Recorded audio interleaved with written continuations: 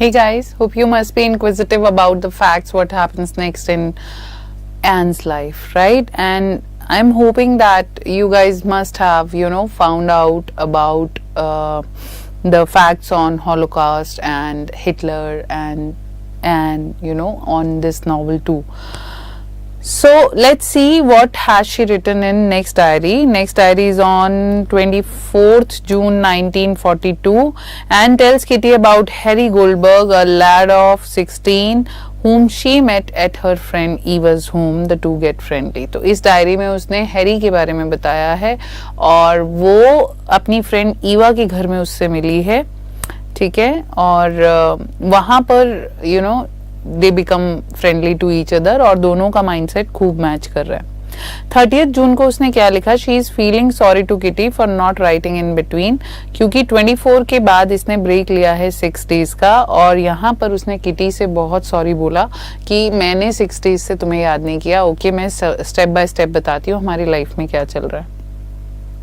तो हैरी के बारे में उसने बताया कि उसकी लाइफ में ऑलरेडी एक लड़की है फैनी, जिसके साथ ये मूव कर रहा है लाइफ में, और उसके ग्रैंड पेरेंट्स भी उसको अप्रूव कर चुके हैं लड़की को, हैरी के लिए सही बताते हैं। लेकिन एन से मिलने के बाद हैरी को ये लगता है कि फैनी डल क्रीचर है। Okay, so Harry informs her that though he had been going around with Fanny, a girl his family especially his grandmother approved, but whom he found a very soft and dull creature. After his meeting with Anne, he told her that he would stop going around her. So उसको वो आगे बताता है कि मैं अब उसके साथ जाना या घूमना छोड़ दूंगा।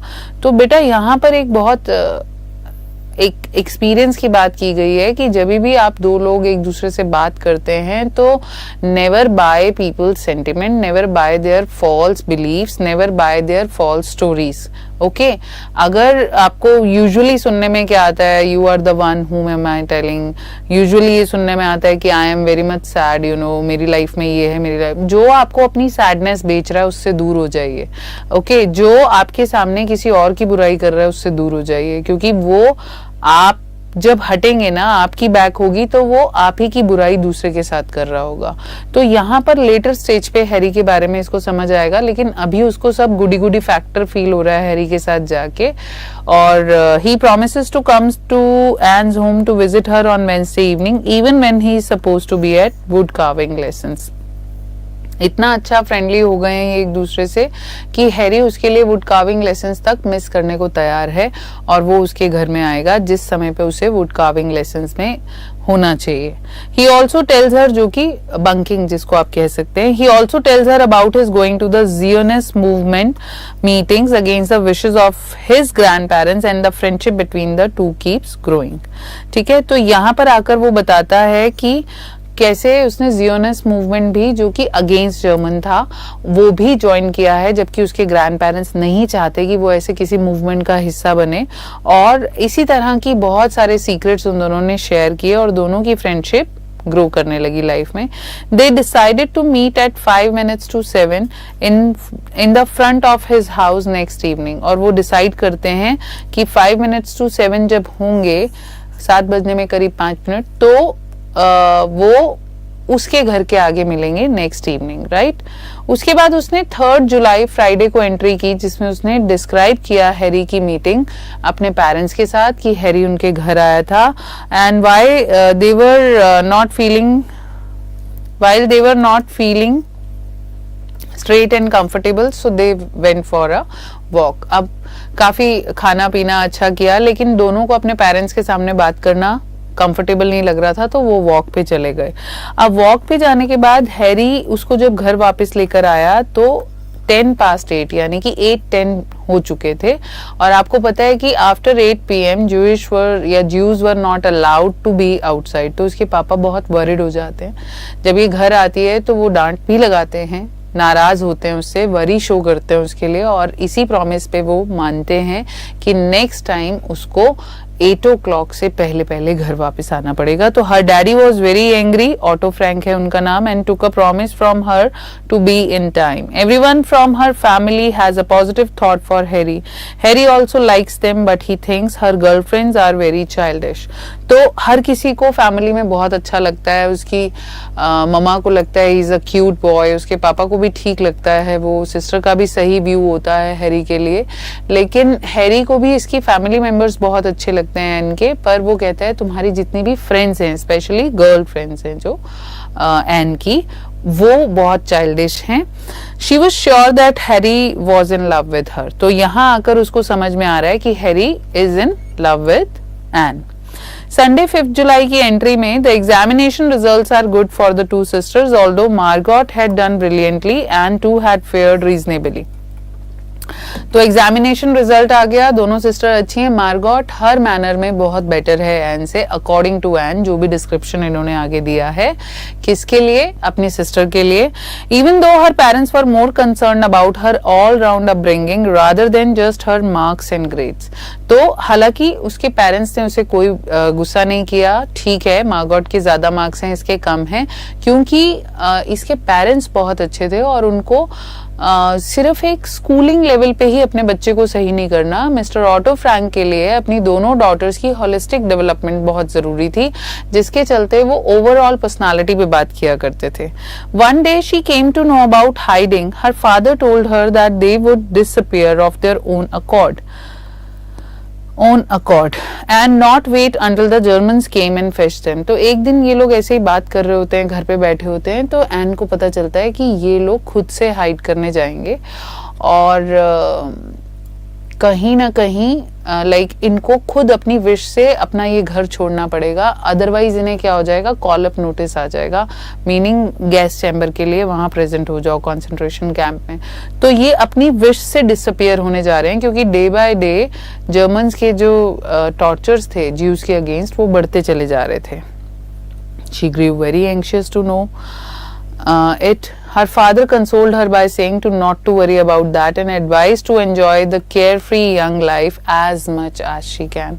तो बहुत worried हो जाती है और उसके पापा उसको बोलते हैं कि कोई बात नहीं, live in this moment only. जब तक ये सब चल रहा है अपने young life को enjoy करो, जितना भी carefree manner में आप enjoy कर सकते हो, ठीक है। और यहीं पर हमारा chapter 1 जो है वो end हो जाता है guys। तो आपने कहां से कहां तक की डायरी रीड करनी है, उसके बर्थ डेट से 5 जुलाई 1992 तक की डायरी आप रीड करोगे और इस डायरी के बेसिस पर आप कुछ काम करोगे। जैसे आपने पहले फैक्ट्स वगैरह निकाले थे, अब आप निकालोगे डायरी तो अपनी लिखोगे ही आज भी, जैसे मैंने उस दिन आपको बोला कि आपको डायरी मेंशन करनी है डेली, कुछ स्पेशल है तो लिखो, कुछ स्पेशल नहीं है तो एक ग्रैटिट्यूड और एक लेसन लिखना और इसको मेक इट अ हैबिट, उसको डेली लिखने की हैबिट डालो। भले ही एक लाइन लिखो कि today I am not in a mood to write, लेकिन आपको लिखना है so that you can inculcate discipline in your life, right. अब आज का जो टास्क है वो ये बेटा कि आपने चैप्टर 1 की जो डेट्स हैं, लाइक यहाँ पर हैं हमारी 30 जून और 12 जून से शुरू हुई थी डायरी, 12 जून से लेकर 5 जुलाई तक की डायरी पूरी रीड करनी है आपने और सारे फैक्टर्स को आपने ध्यान में रखते हुए अपने नोट्स खुद से प्रिपेयर करने हैं कि कौन सी डेट में क्या हुआ। सो 12 जून से 5 जुलाई 1942 की डायरी आप पूरी रीड करेंगे और उसके बेसिस पर आप फाइंड आउट करने की कोशिश करेंगे कौन से मेजर कैरेक्टर्स हैं। जैसे कि आपका होमवर्क रहेगा जो यहाँ पर मिस्टर कैप्टर का कैरेक्टर खत्म हो जाता है, इसके बाद कहीं और नहीं लिखा गया, तो आप इनका कैरेक्टर स्केच तैयार कीजिए। दो he was a hard task master, लेकिन उनकी जो सबसे बेस्ट चीज थी कि वो अपने स्टूडेंट्स को अंडरस्टैंड करते थे, तो an emotional kind of person, ठीक है। अ जेन्युइन टीचर जो बच्चों को वॉक और टॉक सेम सिखाते थे, यानी कि he never discriminate among students, तो वो डिस्क्रिमिनेट भी नहीं करते थे, पार्शल भी नहीं थे, लेकिन जहां अपने आप को चेंज करने का मौका आता था तो उस सेल्फ इंट्रोस्पेक्शन के चलते उन्होंने खुद को भी चेंज किया। और वो पूरी स्टोरी वो 3 ऐसे के through, how the hunter got hunted, कि वो अपने स्टूडेंट में चेंज लाना चाहते थे, स्टूडेंट ने ही उनमें चेंज लेकर आ गए। तो मिस्टर कैप्टर का कैरेक्टर स्केच बहुत इंपॉर्टेंट है चैप्टर 1 के बेसिस पे।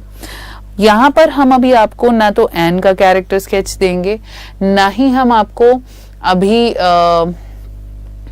मार्गॉट का बोलेंगे, ना ऑटो, ना ही उनकी मिसेस फ्रैंक मतलब मदर का।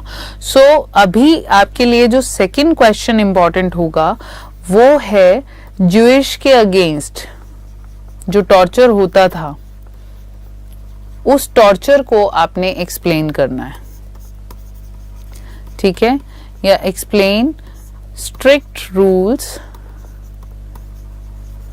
मेड फॉर ज्यूज, ठीक है। दूसरा आपको जो इसमें से क्वेश्चन पूछा जा सकता है, स्कूल लाइफ आपने डिस्क्राइब करनी है, उसका पर्सनल थॉट प्रोसेस आपने डिस्क्राइब करना है, उस स्कूल लाइफ में फन, उसका ऑब्जर्वेशन स्किल आप मेंशन करेंगे, ठीक है। फन विद फ्रेंड्स आप मेंशन कर देंगे। How she was darling to teachers, like she was good student. फिर उसके सब्जेक्ट्स के बारे में बता देना कि मैथ्स वगैरह उसे कैसा लगता था, एंड उसके जो फ्रेंड्स थे उनके बारे में आप डिस्कस कर लोगे। And then while coming from school life, she started noticing that boys started taking interest in her. तो उसकी जो सोशल लाइफ थी वो कैसे चेंज हो रही थी, आप उस चीज को भी इसमें थोड़ा सा इंक्लूड करोगे स्कूल लाइफ के अंदर, राइट। तो फिर आता है हमारा next thing is question number 4 में स्कूल लाइफ के बाद जब आपने ये डिस्कशन कर लिया तो आपका सेकेंड इंपॉर्टेंट पार्ट जो इसमें डिस्कस करोगे आप, वो इसका फैमिली नेचर आप डिस्कस करेंगे कि कैसे फैमिली आपस में बॉन्डेड थी, राइट। सो वहां पर आप फैमिली डिस्क्रिप्शन बताओगे और उस फैमिली में आप कैट को इंक्लूड करना नहीं भूलोगे, right. So I just end here, और आप इसको अच्छे से रीड करिए। Till then stay connected. Thank you so much.